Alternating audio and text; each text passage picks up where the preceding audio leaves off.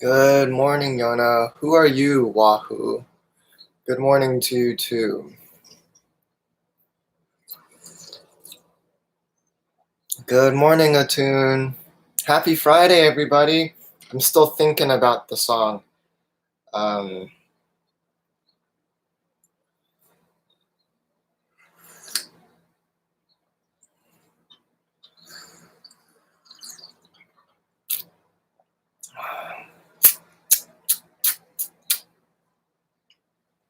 I brewed this too long, and it's a little too bitter. It's a little bitter. Hey, Jared. Hey, Sarah. Jared, long time no see. I think you have been tuning into the streams. I don't know. I don't see you too much in the chat. That's what I'm saying is it's good to see you. I'm not like trying to roast you for not participating and stuff. Hey, Ethan.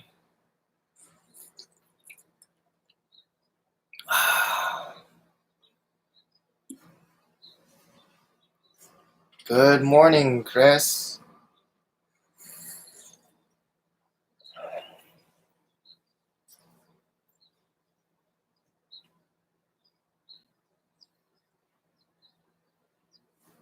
How is everybody's day so far? Well, I can't even ask that because most of us are just waking up, right? That's kind of dumb. Oh, before we start, thanks for that like, whoever smashed that like button. Here's what I do want to ask. Good morning, Justin. What are your other classes doing that and you don't have to name the class, right? That's not what we're doing. Like, what are your other classes doing that you like? And what are your other classes doing that you don't like in this remote learning period, right?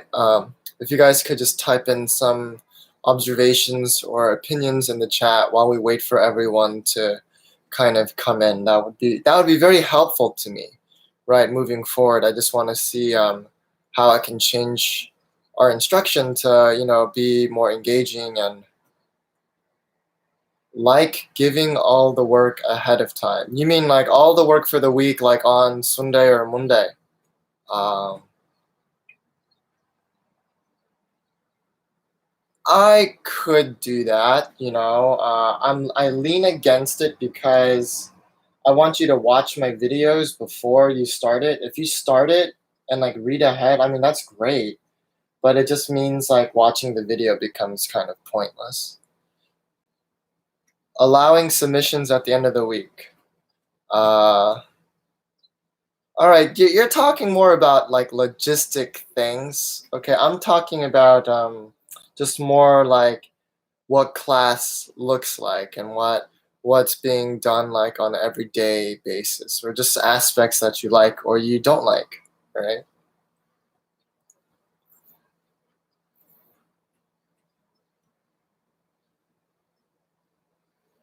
Don't be shy, okay?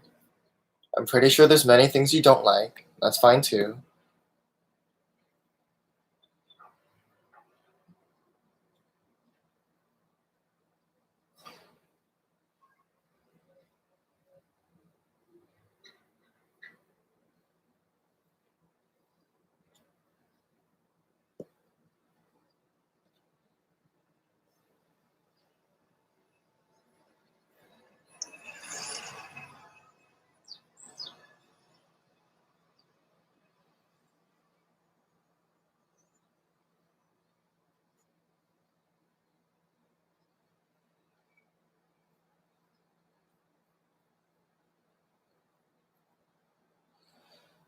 Master to you too, Itamar. Good morning, Eric. I don't like how some teachers are just giving worksheets. Don't like. There are no assessments. Timan.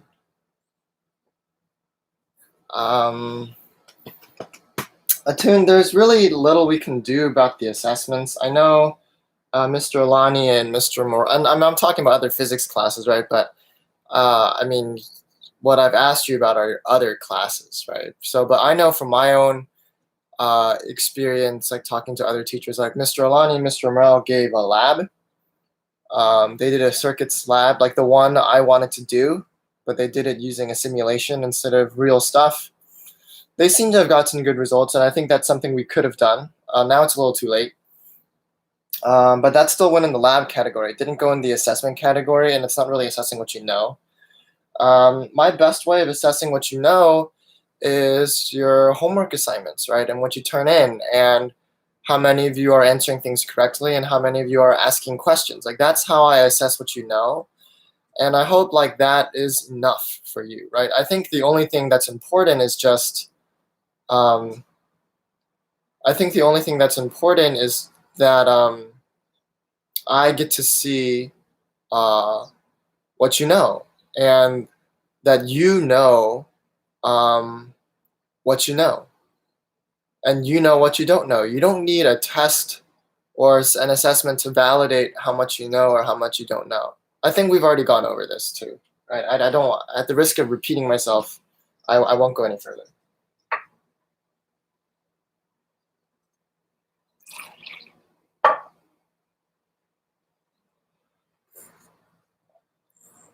It's hard to understand without any class or the stream. Okay. Yeah, be sure to email me then. If you feel uncomfortable typing something in the chat, feel free to email me with suggestions for how to change the class. Some teachers are not too receptive to that kind of feedback. I really don't care. As long as you're respectful. If you have any suggestions, I wouldn't take it personally or offensively. So don't worry about that. All right, cool. So if you guys stick around to the end, I do have some plans to for those of you interested in philosophy. This weekend, what I'm going to do is I am going to look at 3 promising courses on the resource I showed yesterday, Coursera and Class Central. And I'm going to do the initial assignments and look at the initial lectures for 3 classes to see which one is most promising. And hopefully by Monday, we can start the class together. For those of you who are interested, it's completely extracurricular. It's for those of you who have always wanted to come to philosophy club, we're actually going to take a real philosophy class together. I'm looking at 2 in particular offered by the University of Pennsylvania, and one from, I think it was the University of Edinburgh or the University of Copenhagen. And what those classes offer are video lectures, quizzes, but what's lacking if you take the class late, which we are, is the lack of discussion boards and peer editing the essays. But what we can do is if we take it together as a class, I can set up a discussion board, and I can also grade, read, and edit your essays. So it'll be like you're getting a full class. So I'll send more details about that at the end of the stream. But for now, let's get into something that's new for me. All right, so spoiler alert, I love cooking. I do not love baking. I find it intimidating because the way I cook is very, I would say, jazzy. I kind of wing it. Oh, pinch of salt, cool. Pinch of pepper, cool. How many eggplants? I don't care. How many onions? I don't care. Long hair, don't care. But baking, everything has to be precise. And that includes temperature. And because my oven is really finicky, I find myself to be a little intimidated by that. You'll also find that in baking, there are a lot of specific ingredients that are like asked for, like different types of sugar. You got like brown sugar, white sugar, powdered sugar, and some of it requires a lot of fancy equipment. All right, so today is not only my attempt at you know, satiating my cravings for Girl Scout cookies that we're not going to get this year. It's also a recipe that's really easy that doesn't require fancy equipment like a stand mixer or anything, right? So the first thing you want to do is to measure out 1 cup, all right? And I'm going to type this in the chat. So, but no, you know what? Like I will, what I will do is I'll email out a document or a PDF of the actual recipe, all right? So I have 1 cup of flour. Right, I've measured that out. I'm using cake flour. It has a bit of a different protein to carbohydrate ratio and how much gluten it forms compared to all-purpose flour, but you can also use all-purpose flour. I will also then add to that around 3/4 of a teaspoon of salt. I know how much that is in my hand. I know what it feels like from experience, but for you guys, I would highly recommend that you use a teaspoon or a measuring spoon. So you want 3/4 of a teaspoon of salt. We'll put that in here. Cool. You're done. Put that away, right? Now comes the hard part. To 1 stick of butter, and if you guys can type this up in the chat, that'd be great, because I don't want to type anymore. My fingers are about to get messy. So you get 1 stick of butter, 1/3 of a cup of granulated sugar, which is like regular sugar, and then 1/8 of a cup of powdered sugar. I don't have powdered sugar, and I couldn't get any because the grocery stores ran out. Okay, so what I have is Castor Sugar, which is 1 step above powdered sugar in terms of fineness, right? So here's Castor Sugar. It's just a little bit rougher than and coarser than powdered sugar, but it's still super fine. You use it in baking, and because it's so small, a really common use for this is like for drinks and stuff. Like if you need to make simple syrup, super easy to use Castor Sugar because it'll dissolve a lot more quickly. All right, so I like that, Eric. Yeah, hey, what's up? And most recipes will now tell you to beat this on a stand mixer until it is light, fluffy, and it's changed color. It should get closer to white than it is yellow. Guess what? I don't have a stand mixer, and that's okay. So what we're gonna do is just we're gonna take this fork and make sure your butter is room temperature. All right, you should be able to just do this, and now you're just gonna mix in the sugar. All right, cool, nice, and you're just gonna mix it together. And it's going to take a while, and that's not a problem, okay? Because you don't have a mixer. You just want to emulate what a stand mixer would do, which is just this, right? It just goes in a circle. No big deal. Look at this. I'm going to wipe that off. I'm going to do this again. And this is the part that takes the longest, I would say. And I'm going to put this over here to 350. This is like really tedious, right? And on a sorry. Okay, so if you're on a stand mixer, this takes around 4 minutes, right? Because we don't have a stand mixer, I don't know. Depending on how vigorous you do it, you can also do it in 4 minutes.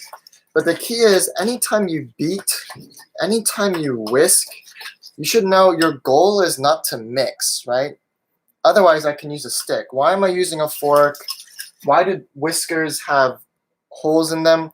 The whole point of this is to whip in air. You want to fold in air into this mixture. It's not enough to get a butter sugar mixture. What you're really looking for is a butter sugar air mixture. So it should be lighter, it should be fluffy, it should look like a really nice icing almost. And if you get tired, you can switch arms. I'm pretty tired right now, no big deal. All right, and that's why if you do it properly, the color should lighten up to become a little bit whiter than what normal butter is, because that's what the air bubbles are doing. All right. Good morning, Ayanava. We are making shortbread because behind Thin Mints and Samoas, those are my favorite Girl Scout cookies. Okay. I can eat them alone. What I really like is to put lemon curd on shortbread cookies, and those taste absolutely delish. Okay, so I have all this butter. It's getting a little whiter, all right? But what I really want is I just want to whip more and more air into this mixture, all right? And keep beating it. Oh, it smells delicious. Yum. Okay. And so far, these are, and I also chose a simple recipe on purpose, right? No yeast required, no rising, no kneading. It's just shortbread. And it's also called shortbread because you don't work it that much, right? It's super easy. You don't have to like let it rise and then knead it and then like let it rise a second time and proofing. There's no proofing here, all right? I would agree. And then I would also add on that Kobe Bryant is the Thin Mint. And the shortbread would probably be, Tim Duncan. The big fundamental. All right, so this is actually looking pretty white for me. This looks good, actually. Wow, okay. So that's shorter than I thought. Why is that? I don't know. All right, this recipe is also really forgiving. Like, you don't have to like do it super ideal. It'll still come out great. Like, you don't need to fold in that much air. Like, don't like rack your brains over it. And then what are you going to do next? We are going to use 1 egg yolk, all right? So I'm going to crack my egg in half, please. All right. And here's how you separate egg yolks from egg whites. I just pour the egg yolk back and forth from the shell until the whites all leave. Okay. Cool. Do that again. Leave. Leave. Great. And now what I basically have is just 1 egg yolk. I'll put that in here. Great. I'm going to save that for our egg white omelet. Good protein. And to that mixture, you'll also add, how much vanilla are we doing? Let's see. Half a teaspoon of vanilla bean extract, all right? It is a little bit more expensive, but I highly recommend you use actual vanilla bean extract. It's pretty important. The flavor profile is just so different compared to imitation vanilla. It's really not the same. And if, like, for example, this bottle is probably like $15, but it'll last me like my entire baking career until I'm like 80, right? Then you mix these together, okay? So you want to like beat the egg yolk and the vanilla in, and it smells at this point, woo! It smells so good. The vanilla extract and the yolk should give back a yellow color. So now you should be around the original color of the butter that you started off with. Okay, excellent. Wow, yum. This smells incredible. Anytime you use vanilla, oh geez, it's so fresh. The alcohol in the vanilla extract is evaporating and it carries like the essence of the vanilla with it.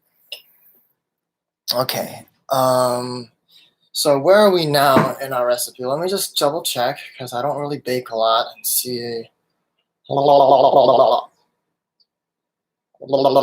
Okay, now what we're gonna do is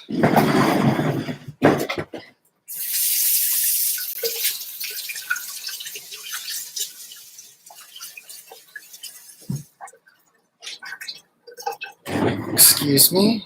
sorry. I'm back. What you want to do is get a scraper.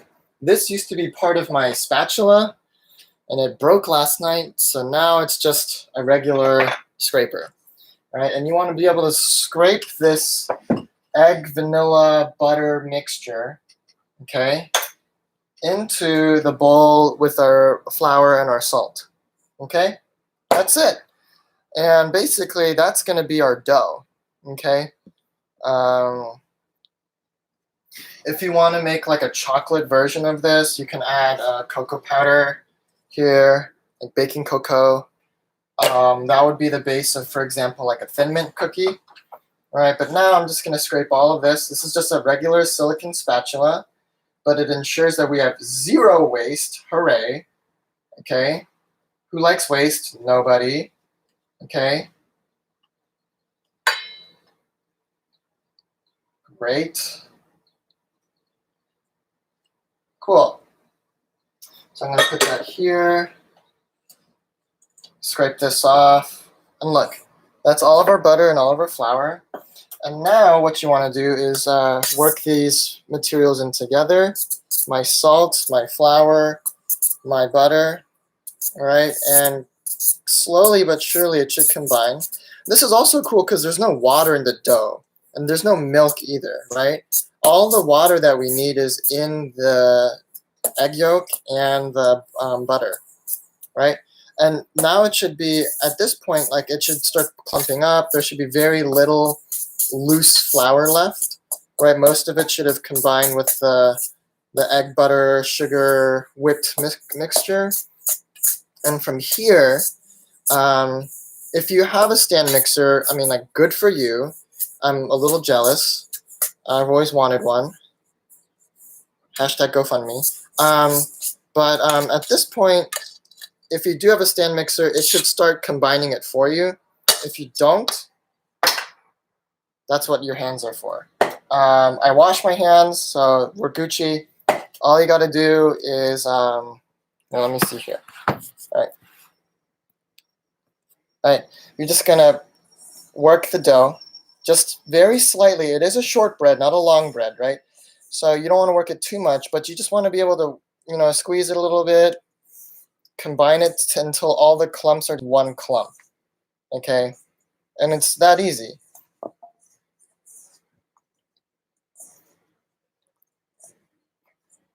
And now look, I have something that resembles Play-Doh. Yummy.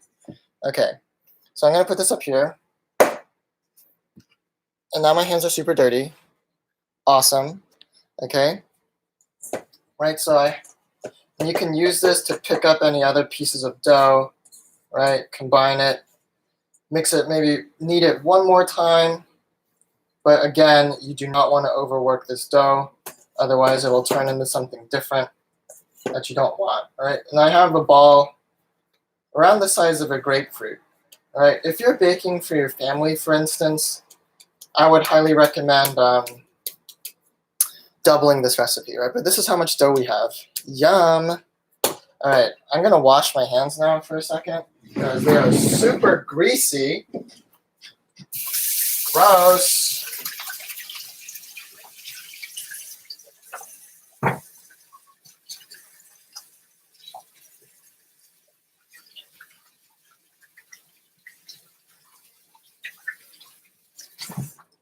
And what you want to do now is you want to get some parchment paper ready, baking parchment paper.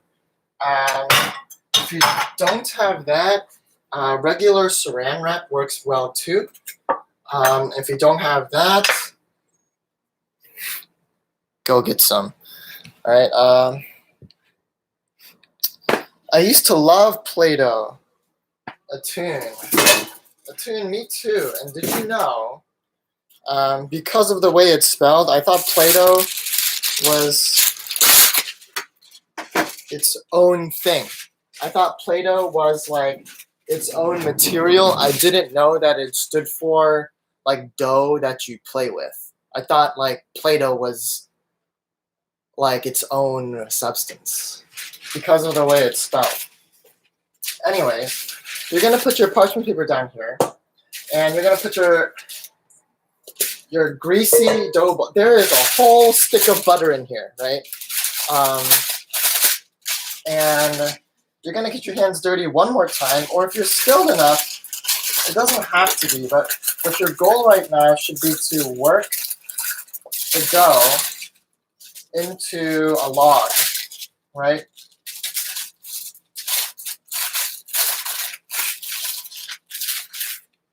And you can make, how wide do you make this log? I would say as wide as you want your cookies. And I would say I want my cookies around this big, right? They're a little square for my taste.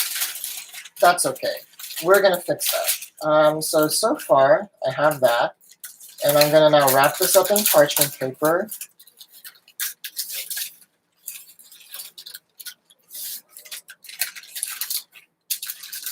Oh, you know what I want to do next week? Croissants, all right?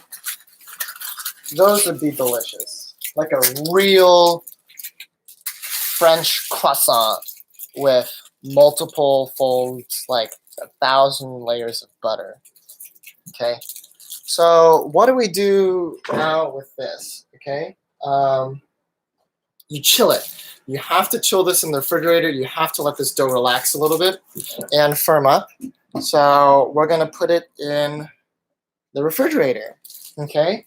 So I'm gonna put this in the refrigerator, and instead of waiting 2 hours, I have a previous batch that I had already put in the refrigerator. So we can start to get to work immediately on this one, all right? Like a real cooking show, all right? So this is dough I made last night that has been chilling in the fridge for a while. You can chill your dough and store it in the refrigerator for up to 3 days. All right, so it's not a problem.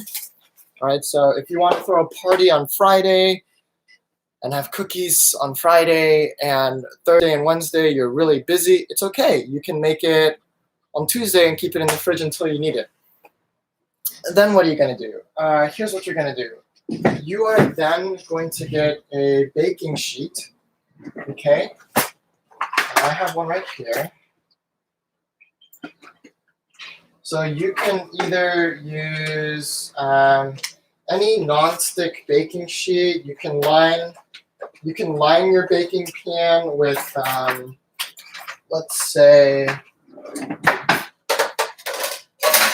So here I have my baking pan.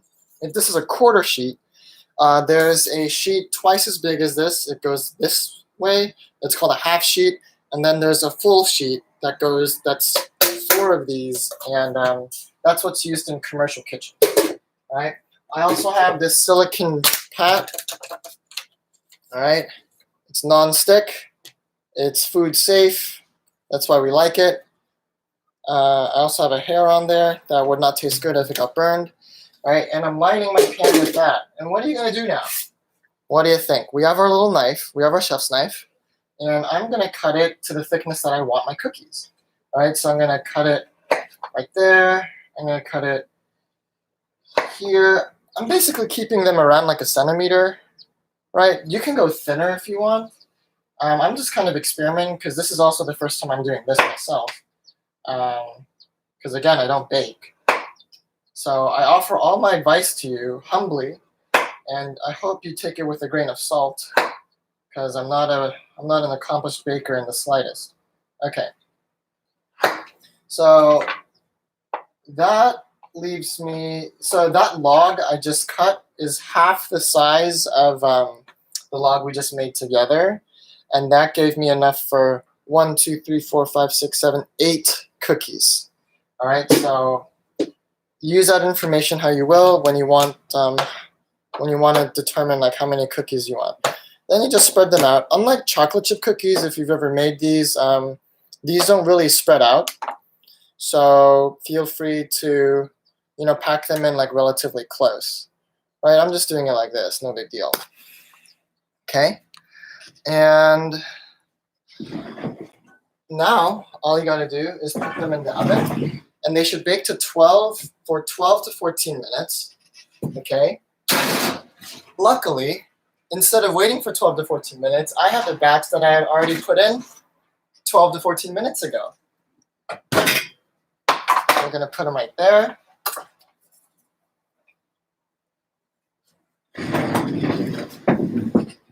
And now we can take a look at our cookies that are done. So this is what I'm telling you about, like why baking can be a little bit intimidating. All right. So if we take a real close look at our finished product here, all right.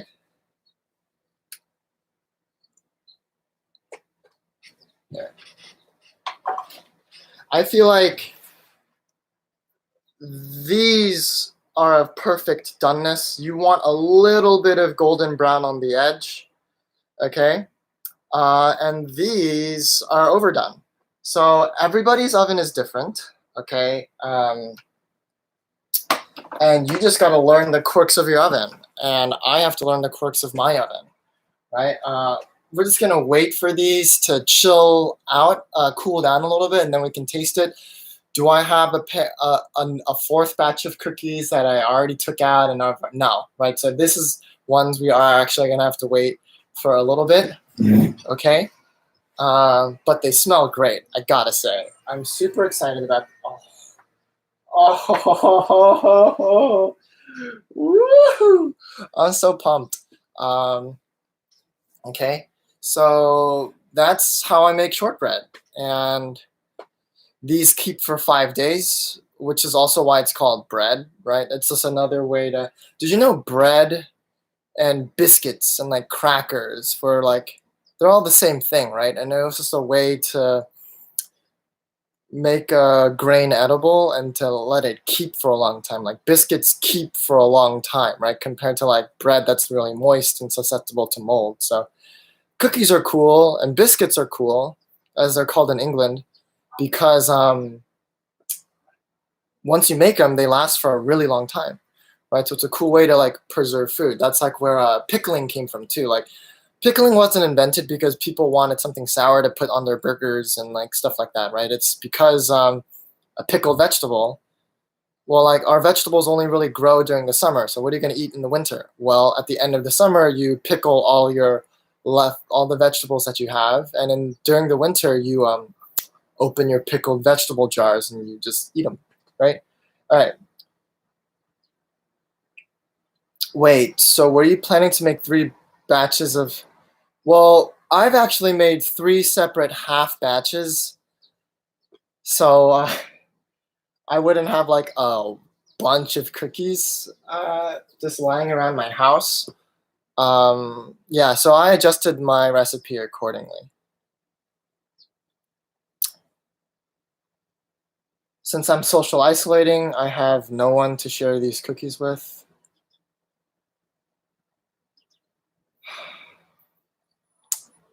And yeah. Oh, let me show you. Oh, are you ready? Hey, babe. Are you? Hot, too hot. Okay. Here is some lemon curd I have. I'm going to show you how to eat these the proper way. Okay. This one's good. Look at this golden color at the bottom, right? Wow. Wow. Ah. Okay.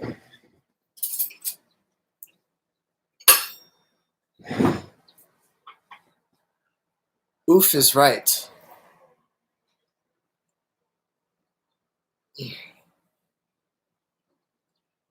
Okay.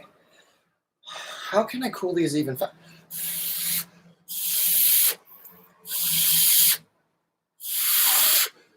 Okay, these are totally ready. I'm gonna get a plate.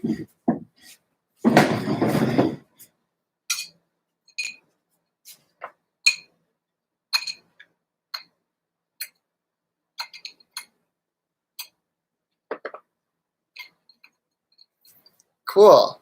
And there we have it. All right. Martha Stewart's. No, it's definitely not Martha Stewart.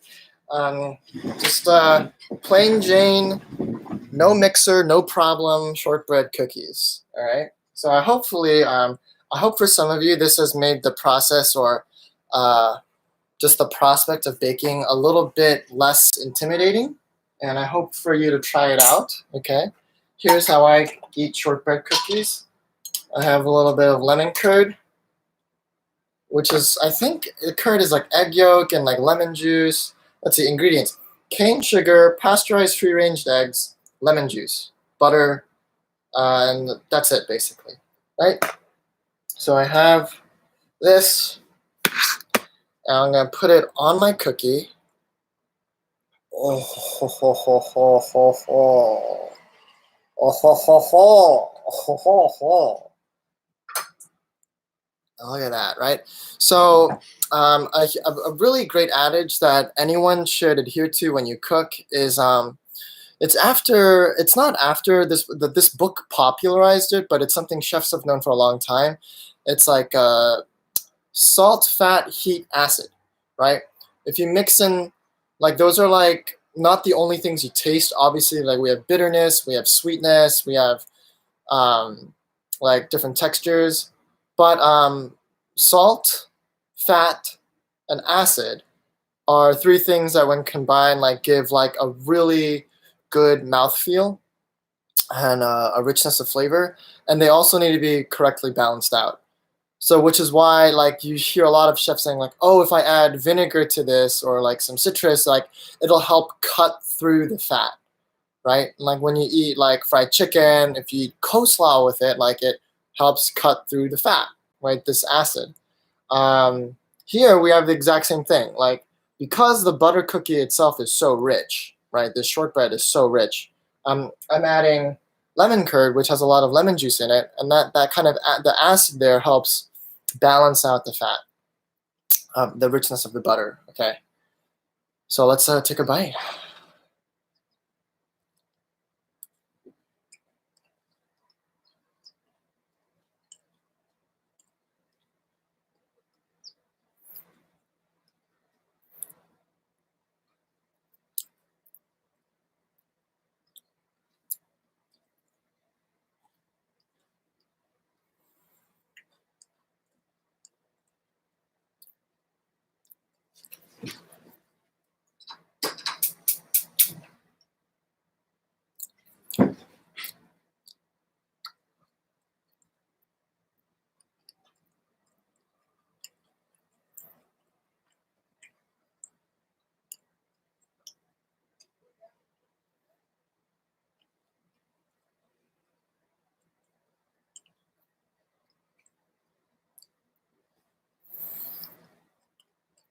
Wow.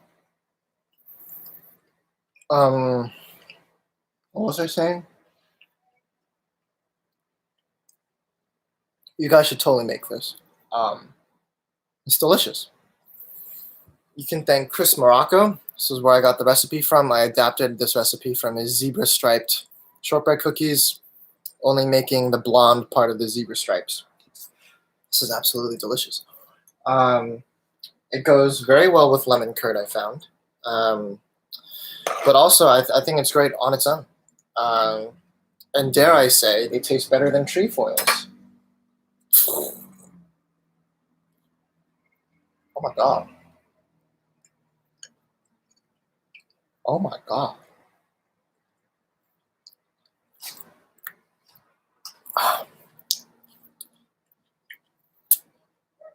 Wow.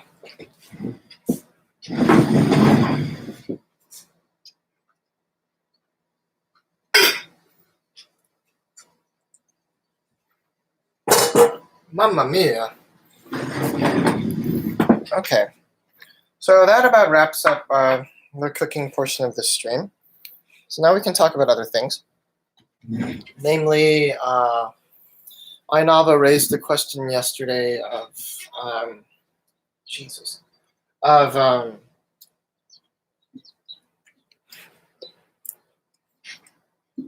philosophy club.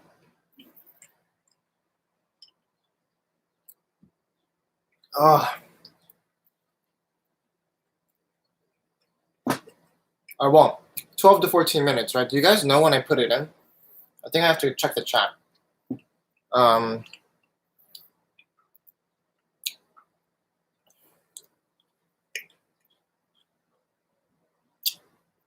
oh, where are the timestamps on the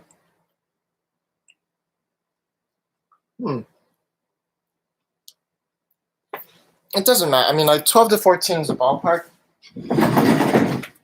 What you really want to do, like you can open the oven and see if it's reached this color, right? You just want golden brown all around the edges, right? So let's check and see. Yep, they're ready. Cool. So I'm going to take these out.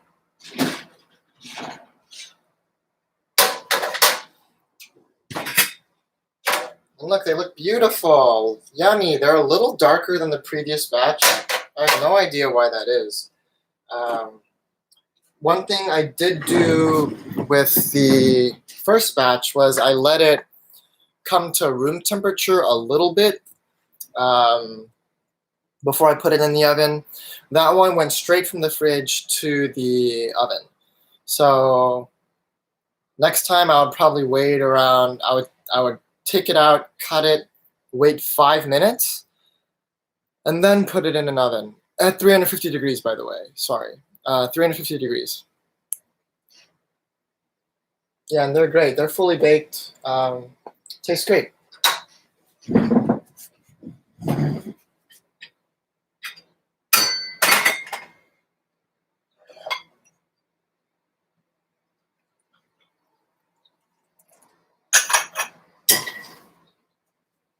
Okay, so let's talk about philosophy. For those of you who are joining in a little late, I do think it'd be a really nice idea to continue philosophy club, especially seeing as how I feel like there are a lot of students who would like to join during the year who otherwise cannot due to scheduling conflicts because it is a club after school. So, and this might be where we end up taking the direction of the club moving forward as well. I'm looking at specifically 3 courses on Class Central. There's a class from the University of Copenhagen on Soren Kierkegaard, which I think is pretty advanced. And I'm looking at an introductory course from the University of Pennsylvania about Plato and his predecessors. I'm going to be looking at both of those over the weekend. I'm going to take the first class myself and see if it's boring, if it's not, and if I find it interesting, I will send you the link to the class. They are free. We can do the readings together. I'll create a message board, and it won't be just for people in our class. Like, you can invite any of your friends who would want to join. And I'll post the reading schedule. I'll create message boards, but I want the message boards to be with like 10 people max.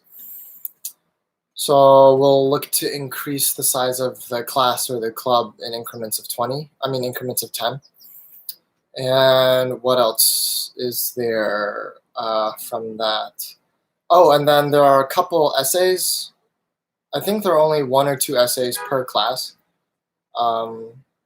And you'll have to submit those, and I will read them and offer my feedback as if it were a real philosophy course.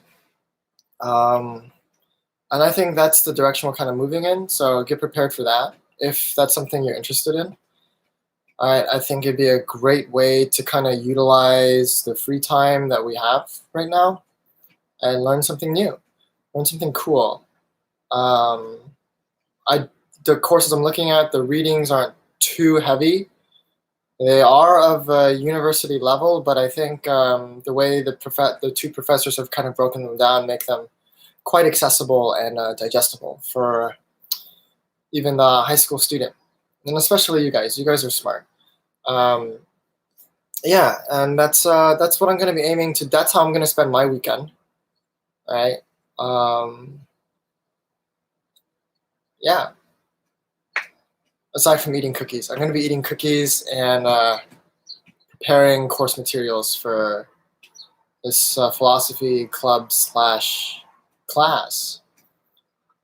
All right.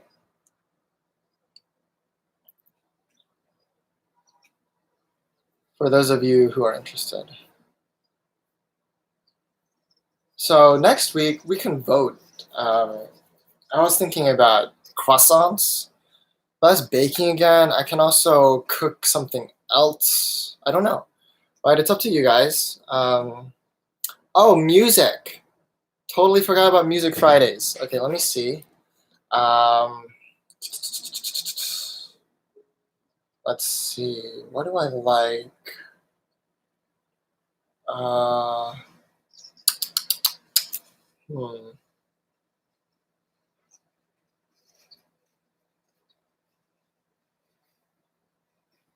All